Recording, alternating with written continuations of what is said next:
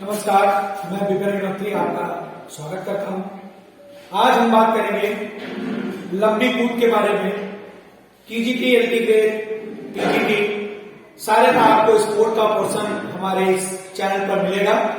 तो आज हम बात कर रहे हैं लॉन्ग जंप की। जैसा कि आप सभी देख पा रहे हैं, मैंने समय बचाने के लिए सारा बोर्ड पर लिख रखा है लॉन्ग जंप, लंबी कूद। जब हम एथलेटिक्स इवेंट की बात करते हैं, उसमें लंबी कूद भी एक इवेंट है जो कि जानना बहुत जरूरी है। आपको पता है एथलेटिक्स ओलंपिक में 1896 में शुरू हुआ था। कब शुरू हुआ था? 1896।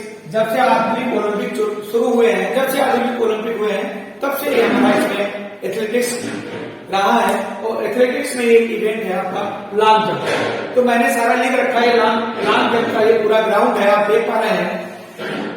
इसका आकार क्षेत्र क्या होता है? Landing area. ये देखिए, पूरा ये लैंडिंग एरिया है, आपको दिख रहा है। ये 2.75 इंटू 3 मीटर इसकी चौड़ाई होती है और जो इसकी लंबाई होती है आपकी 9 मीटर होती है। जो लंबाई है यहां से यहां तक, ये आपकी पूरी 9 मीटर होती है। इससे ठीक 1 मीटर पीछे हम 1 से 3 मीटर भी ले सकते हैं। 1 से 3 मीटर भी हो सकता है।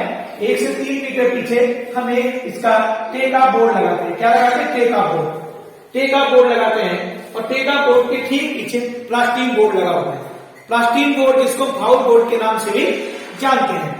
जब एथलीट कूदता है तो प्लास्टिक बोर्ड से ये पता लग जाता है कि उसने फाउल किया है कि नहीं किया, इसलिए हम प्लास्टिक बोर्ड भी लगाते हैं। और उससे ये 40 मीटर का पूरा यहां से यहां तक का जो रनवे है वो 40 मीटर होता है। इन द केस इसको 45 मीटर तक हम बढ़ा सकते हैं, लेकिन उससे ज्यादा हम रनवे को नहीं करेंगे। जो रनवे की चौड़ाई होती है वो 1.22 मीटर होती है। मैंने लिख रखा है आपका क्षेत्र landing area 9 metre into 2.75 metre. अवदान क्षेत्र से 1 मीटर पीछे टेका बोर्ड, आपका जो टेका बोर्ड है 1 मीटर पीछे। 1 से 3 मीटर भी हो सकता है। 1 से 1 मीटर पीछे लगाया जाता है। रेत की गहराई, जो इसमें आपका सैंड भरा रहता है, ये जो पूरा सैंड भरा रहता है, इस सैंड की जो गहराई है वो 30 सेंटीमीटर से 50 सेंटीमीटर तक का रेत उसमें भरा होना चाहिए, जिससे एथलीट को बिल्कुल भी चोट ना आए। अब जो टेका बोर्ड मैंने लगाया था, हम टेका बोर्ड की बात करते हैं। इसको रनवे कहते हैं। इसको आप लैंडिंग पिट कहेंगे, लैंडिंग पिट या कूदने का गड्ढा, दोनों चीजें इसको हम कह सकते हैं। टेका बोर्ड की जब हम बात करते हैं तो टेका बोर्ड हमारे सामने है। टेका बोर्ड, इसकी लंबाई 1.22 मीटर, 1.22 मीटर। ये पूरा जो चौड़ाई है वो 20 सेंटीमीटर होती है। जो चौड़ाई है वो 20 सेंटीमीटर होगी और जो गहराई है वो 10 सेंटीमीटर होगी। ये आपका हो गया टेका बोर्ड। सफेद रंग अनिवार्य है। जो टेका बोर्ड है उसका जो रंग कलर है वो कैसा होना चाहिए? व्हाइट होना चाहिए। क्लियर? कलर इसका कैसा होना चाहिए? व्हाइट होना चाहिए। दूसरी जो अनिवार्य, व्हाइट कलर के अलावा और कोई कलर आप इसमें प्रयोग नहीं कर सकते। लकड़ी का बना होना चाहिए या फिर ऐसे मेटल का हो जिससे एथलीट जब जंप करे तो उसका पैर ना फिसले, ऐसे बोर्ड का होना चाहिए। लैंडिंग एरिया और टेका बोर्ड के बीच की दूरी मैंने आपको पहले बताया, इन दोनों के बीच की दूरी 1 मीटर टू 3 मीटर हम लिख सकते हैं। क्लियर? 2 बार मैंने लिख दिया तो 1 to 3 भी हो सकती है। ओके। प्लास्टिक बोर्ड, इसके साथ में जो लगा हुआ बोर्ड होता है इसको हम क्या कहते हैं? Plastic board. अच्छा, प्लास्टिक बोर्ड क्या है? प्लास्टिक बोर्ड एक ऐसा बोर्ड है कि अगर उसके ऊपर खिलाड़ी का पैर आता है तो ये पता लग जाता है कि खिलाड़ी ने फाउल किया है कि नहीं किया। उसके ऊपर तक खिलाड़ी का पैर नहीं आना चाहिए। अगर उसके ऊपर खिलाड़ी का पैर आ जाता है तो हमको पता लग जाता है कि खिलाड़ी ने फाउल किया है अथवा नहीं किया है। ऊपर आएगा, पैर ऊपर आ रहा है तो उसका मतलब फाउल किया है। प्लास्टिक बोर्ड की चौड़ाई 10 सेंटीमीटर, जो लंबाई है वो 1.22 मीटर, 1.22 मीटर, चौड़ाई 10 सेंटीमीटर। इसके पास बिल्कुल ये लगा, ये जो आपका प्लास्टिक बोर्ड ये लगा, ये क्या है? ये आपका प्लास्टिक बोर्ड है। ये क्या है? ये आपका है टेका बोर्ड।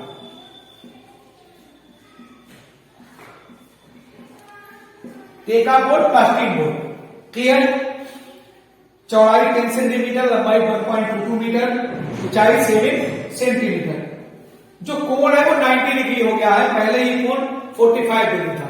पहले 45 डिग्री पर इसका झुकाव होता था, पूरा सीधा खड़ा का खड़ा 90 डिग्री का कोण होता है, जिससे एथलीट का फाउल अगर कर रहा है तो आसानी से पता लग सके। अगर इसके प्लास्टिक बोर्ड के ऊपर फ्लिप का पैर आ जाता है तो आपको ये क्लियर है कि उसने फाउल किया है, इसीलिए हम लोग इसका यूज करते हैं। प्लास्टिक बोर्ड और टेका बोर्ड के बीच की दूरी 30 सेंटीमीटर। प्लास्टिक बोर्ड और टेका बोर्ड के बीच की दूरी 30 सेंटीमीटर रहती है।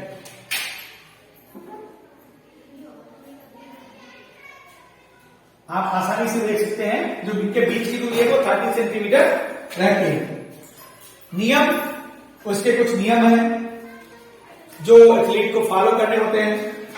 इसमें कितने भी एथलीट पार्टिसिपेट कर सकते हैं, लेकिन जो फाइनल के लिए जब एथलीट जाएंगे तो वो सिर्फ 8 एथलीट मतलब 8 खिलाड़ी ही फाइनल में प्रवेश करेंगे। बाकी सारे पहले राउंडों में बाहर होते हुए चले जाएंगे। जो बेस्ट डे निकल के आएंगे वो फाइनल में आके प्रयोग यूज होंगे। जैसे एथलीट 3 जंप कर सकता है। एथलीट को 3 मौके दिए जाते हैं जंप करने के लिए। 3 में जो बेस्ट जंप होगी वो उसकी रिकॉर्डेड में आएगी, बाकी तीनों लिखी जाएंगी, लेकिन बेस्ट जंप उसकी बेस्ट मानी जाएगी। और हर जंप के लिए 1 होल 1/2 मतलब 1.5 मिनट उसको मिलता है। अंत में 8 एथलीट फाइनल में जाते हैं। खिलाड़ी रनवे में चेक मार्क लगा सकता है। मोस्ट इंपॉर्टेंट है, खिलाड़ी रनवे में चेक मार्क लगा सकता है, लेकिन वो ऐसे मैटर से नहीं लगाएगा, ऐसे मैटर से नहीं लगाएगा जिससे वो मिटाए न सके। वो पैर से सिर्फ ऐसे कर सकता है, पैर से लगा सकता है, लेकिन वो ऐसा नहीं करेगा कि वो चार्ट का यूज करे, कोयले का यूज करे या ऐसे मटेरियल का यूज करे जो ना मिट सके। ये फाउल माना जाता है। खिलाड़ी ऐसा नहीं कर सकता, वो ऐसे चेक मार्क लगा सकता है जो आसानी से मिटाए जा सके। अंत में क्लियर, ठीक है। कुल जज, जो कुल जजों की संख्या है वो 8 होती है। इसमें मुख्य जज होगा, एक प्लास्टिक बोर्ड का जज होगा जो फाउल देखेगा, 2 मीजर करने वाले जज होंगे जो मीजर करेंगे, एक जज आप ये देखेगा कि आपने रनवे पर ठीक किया कि नहीं किया, एक आपको फ्लैग करेगा, एक मुख्य जज होगा। ऐसे करके जो टोटल जज होंगे वो 8 जज होंगे। अब हम अगर बात करें, अब अगर हम बात करते हैं विंड गेज की, तो जो विंड गेज है मतलब विंड गेज एक ऐसा यंत्र होता है जो हवा के बहाव को नापता है, हवा की स्पीड को नापता है। तो विंड गेज टेका बोर्ड से 20 मीटर पहले, मतलब ये टेका बोर्ड है तो इससे लगभग ये मान लीजिए यहां पर 20 मीटर पहले यहां क्या लगेगा, विंड गेज लगेगा। क्या लगाया जाता है, विंड गेज लगाया जाता है जो हवा को मीजर करता है, जो 5 सेकेंड तक नापता है। हवा की वेग को कितने सेकेंड तक नापेगा, 5 सेकेंड तक नापता है। अच्छा, जब अंत में फाइनल में 8 खिलाड़ी पहुंचते हैं तो वो जो 8 खिलाड़ी होते हैं उनको 6 ट्रायल दिए जाते हैं, ठीक है ना। अगर अंत में 8 खिलाड़ी पहुंचेंगे, अगर हमारे पास 8 खिलाड़ी हो टीम में, जब हम 8 खिलाड़ी हो तो उनको 3 मौके दिए जाएंगे, लेकिन अगर 8 से कम खिलाड़ी होते हैं तो उनको 6 मौके दिए जाते हैं। क्योंकि जब हम इवेंट कराते हैं तो अगर हमारे पास 8 से कम खिलाड़ी हैं तो हम 6 ट्रायल देंगे, उनको 6 मौके देंगे, लेकिन अगर 8 से ज्यादा है तो हम सिर्फ 3 मौके देंगे। और जब फाइनल आते आते तो हमारे पास 8 खिलाड़ी बचेंगे, उन 8 खिलाड़ियों को भी 3-3 मौके दिए जाएंगे। और उसके बाद जो फाइनल रिजल्ट आएगा वो हम निकालेंगे। अगर टाई होता है,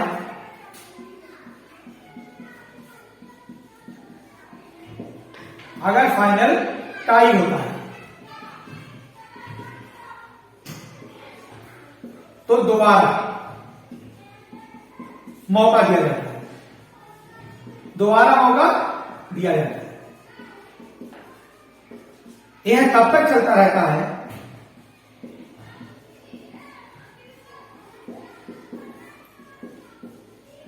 जब तक परिणाम ना आ जाए।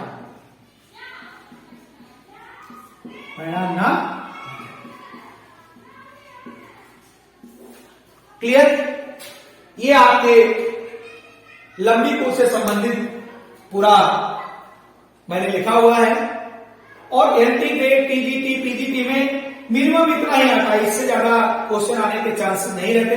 आप इसको अच्छे से तैयार कर लीजिए और इसमें से सारे क्वेश्चन जो भी आएंगे सारे क्वेश्चन में से फंसेंगे। और ये मैंने बहुत शार्ट आउट में और बहुत अच्छा कम समय में, ताकि वीडियो भी समाप्त हो और पूरा जो निचोड़ है लंबी कूद का वो आपके सामने आ जाए, ऐसा मैंने प्रयास किया है। अच्छा, इसकी जो 3 टेक्निक होती है, जो तकनीक होती है, जो खिलाड़ी परफॉर्म करता है, वो 3 ये तकनीक होती है। पहली क्या है आपकी सेल, पहली तकनीक सेल है, दूसरी हैंग है और तीसरी क्या है साइक्लिक है। इन तीनों तकनीक को खिलाड़ी प्रयोग करता है खेलने के लिए। जब वो कूदता है तो इन 3 टेक्निक का यूज करता है। क्लियर? अभी और बात करते हैं अप्रोच रन पर।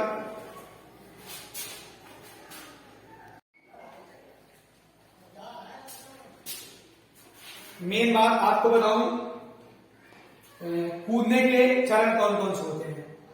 कूदने के चरण अप्रोच रन, सबसे पहले जब खिलाड़ी यहां से दौड़ना शुरू करेगा तो अप्रोच रन लेगा, जब टेक ऑफ करेगा तो टेक ऑफ, उसके बाद इन द एयर, जब वो फ्लाइट में होगा, इस तरह से खिलाड़ी जब कहां होगा फ्लाइट में होगा तो फ्लाइट, और फिर लैंडिंग, जब वो लैंड कर जाएगा। ये 4 चरण हैं जो एक लंबी कूद का खिलाड़ी परफॉर्म करता है।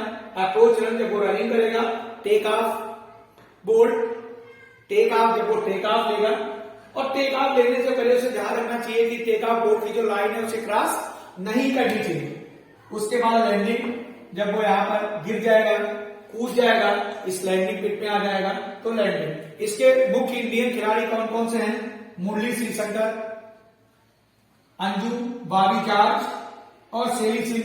ये अपने इंडिया के बेस्ट खिलाड़ी हैं। और अभी सबसे जो बेस्ट रिकॉर्ड है मैं आपको बता दूं, 8.26 मीटर मुरली श्रीशंकर ने 2021 में पटियाला में बनाया है।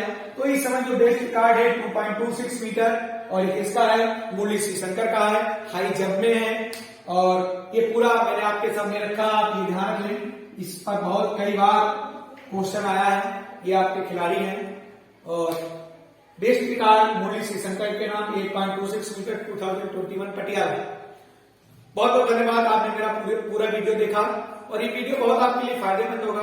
टीजीटी, पीजीटी, एलटी ग्रेड, मैं आशा करता हूं कि आप इससे बहुत कुछ सीखें और एग्जाम में अच्छा स्कोर करें। ये सारे बच्चों के लिए भी महत्वपूर्ण है, जो इंटर क्लास के बच्चे हैं 9 to 12 या जो तैयारी करना चाहते हैं, वो भी उनके लिए भी बहुत अच्छा है। 9 to 12 फिजिकल एजुकेशन, सीबीएसई, सबके लिए बहुत अच्छा है। आपके लिए हाई जंप के मैं वो लॉन्ग जंप का पूरा वीडियो लेके आया, और अगला वीडियो में आपके बीच लेके आऊंगा हाई जंप का। हमारा आर फिजिकल एजुकेशन बार चैनल देखने के लिए बहुत बहुत धन्यवाद। आगे की जानकारी के लिए हमारे चैनल को सब्सक्राइब करिए। बहुत बहुत धन्यवाद।